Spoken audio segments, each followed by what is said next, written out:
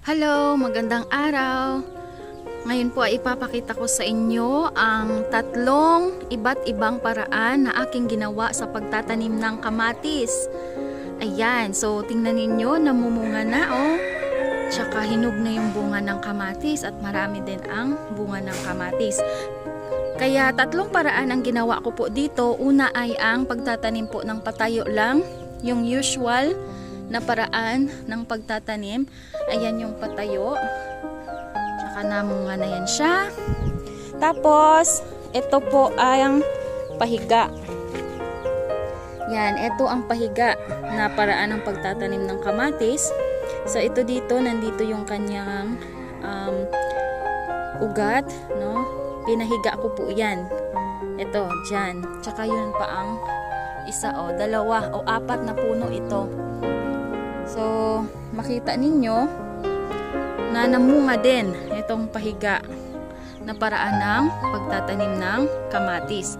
Medyo nahuli nga lang ito na aking itinanim kumpara doon sa patayo.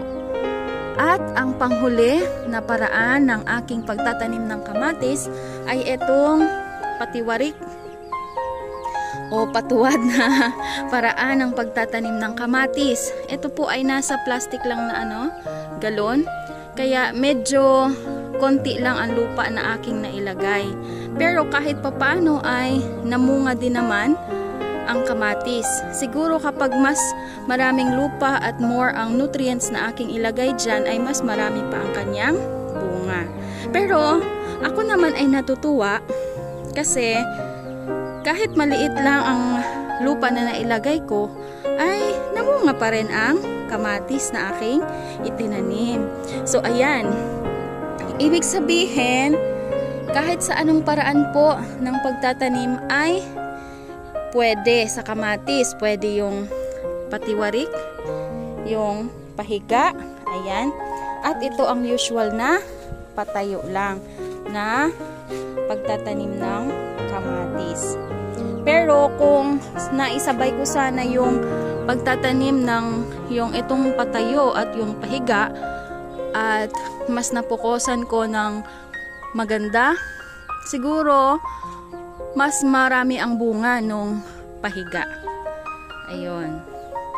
So sa susunod yun ang aking itatry.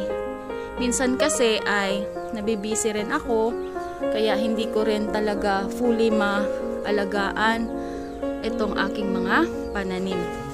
Subalit, kahit na ganun ang sitwasyon ay sobrang saya ko pa rin. Kasi namunga ng marami itong aking mga tanim na kamatis. So ayun lang po ang aking i-share sa inyo.